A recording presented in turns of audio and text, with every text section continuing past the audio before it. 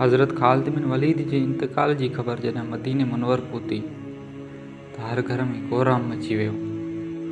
जॾहिं हज़रत ख़ालिद बिन वलीद खे क़ब्र में लाथो पियो वियो त उनजो घोड़ो अशजर जंहिं ते वेही पाण तमामु घणियूं जंगियूं विड़ियूं उहो बि ॻोड़ा ॻाड़े रहियो हुयो। हज़रत ख़ालिद बिन वलीद वटि सिर्फ़ु हथियार हूंदा हुआ, जंहिंमें तलवारूं, खंजर ऐं नेज़ा। हथियारनि खां अलावा उन्हनि वटि हिकिड़ो ग़ुलाम हुयो जेको हमेशह हुन सां गॾु रहंदो हुयो।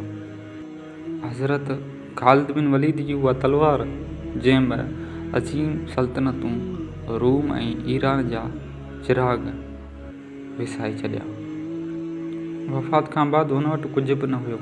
जेको बि कमायो उहो अलाह ताला जे रस्ते में ख़र्च करे छॾियो। सॼी ज़िंदगी मैदान जंग में गुज़ारी। कुझु सहाबा गवाही ॾियनि था त हज़रत ख़ालिद बिन वलीद जी मौजूदगी में असां को अहिड़ो जुमो न पढ़ियो जंहिंजे विच में को शहर फ़तह न थियो हुजे। यानी हर 2 जुमनि जे विच में को न को हिकु शहर ज़रूरु फ़तह थींदो हो। तमामु वॾा जलील क़द्र सहाबा हज़ूर सल्लल्लाहु अलैहि वसल्लम सां हज़रत ख़ालिद बिन वलीद जो रूहानी ताल्लुक़ जी गवाही ॾिनी आहे। हज़रत ख़ालिद बिन वलीद जो जेको उम्मत मुस्लिमा लाइ जेको पैगाम हुयो त मौत लिखियल न हुजे त मौत ख़ुदि ज़िंदगी जी हिफ़ाज़त कंदी आहे।